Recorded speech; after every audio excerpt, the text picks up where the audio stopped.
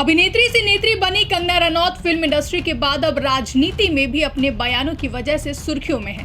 हालांकि उनके इस बयान पर अब भारतीय जनता पार्टी बुरी फंसती नजर आ रही है। बीते दिनों मंडी से बीजेपी सांसद कंगना रनौत ने किसानों से जुड़ा एक बयान दिया था, जिसके बाद से वो विवादों के घेरे में आ गईं। अब समाजवादी पार्टी के राष्ट्रीय अध्यक्ष अखिलेश यादव ने कंगना रनौत के इसी बयान को लेकर बीजेपी पर बड़ा हमला बोला है।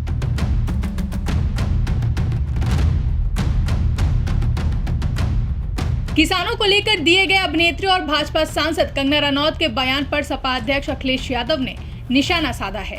सपा सुप्रीमो अखिलेश यादव ने अपने सोशल मीडिया अकाउंट एक्स पर पोस्ट करते हुए कंगना रनौत का नाम लिए बिना लिखा कि ये भाजपा की स्क्रिप्ट है, जिसे एक अभिनेत्री जी शीर्ष निर्देशक जी के कहने पर संवाद के रूप में पढ़ रही हैं। जब एक सामान्य राजनीतिक भी ये समझता है कि किसानों के प्रदेश में किसान आंदोलन के बारे में अपशब्द कहने से उनको हानि होगी, तो क्या भाजपाई चाणक्य ये नहीं समझते हैं? इस प्रकरण की असली सच्चाई ये है कि ऐसी बात जानबूझकर कहलवाई गई होगी, जिससे हरियाणा में पहले से तय हो चुकी हार का कारण अभिनेत्री के बयान को बनाया जा सके और उस हार का दोषारोपण शीर्ष नेतृत्व पर ना हो। ये बयान नहीं, किसी को बचाने की शब्द ढाल है। आपको बताते चले कि कंगना के इस बयान से राजनीतिक घमासान मच गया, जिसके बाद विपक्ष ने बीजेपी पर प्रहार करना शुरू कर दिया था।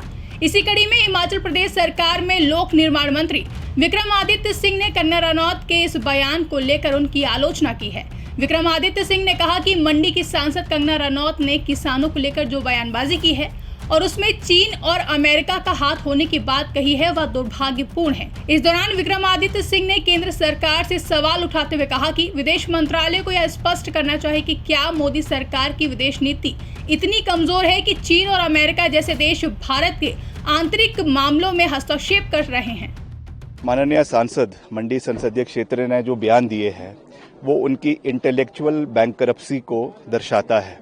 जिस तरीके से अपनी ही सरकार की विदेश नीति के ऊपर जो उन्होंने प्रश्न झाड़ दिए हैं, ना समझते हुए ना जानते हुए, कि कह रही हैं कि अमेरिका और चाइना का हस्तक्षेप जो है वो हरियाणा के अंदर हो रहा है।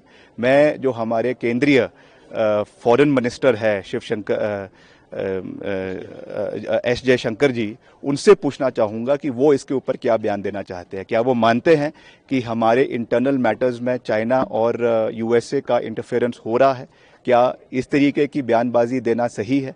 ये चीज़ों से इनको बचना चाहिए। इससे ज़्यादा उनको हिमाचल के मुद्दे जिसके लिए उनको चुना गया है उसके ऊपर बात करनी चाहिए और उनको ये स्थिति स्पष्ट करनी चाहिए कि अभी जो आपदा आई उसमें बतौर सांसद वो केंद्र से कितना पैसा हिमाचल के लिए लेकर आई, उसके बारे में ज़्यादा बात करनी चाहिए। ये बिना मतलब की बातें जिनका कोई औचित्य नहीं है, जिनका कोई ग्राउंड रियलिटी नहीं है, उसके बारे में बात करना, और ख़ास करके कल भारतीय जनता पार्टी ने खुद इससे जो है वो पल्ला झाड़ लिया है, खुद इसको रिस्पॉन्सिबल स्टेटमेंट कहा है और कहा है कि ये ऑथराइज्ड नहीं है इस तरीके की बात करना। ये मैं समझता हूं कि दुर्भाग्यपूर्ण है।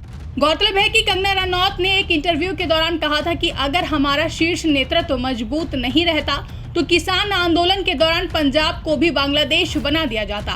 प्रदर्शन के नाम पर हिंसा फैलाई गई, वहां रेप हो रहे थे, लोगों को मारकर लटकाया जा रहा था।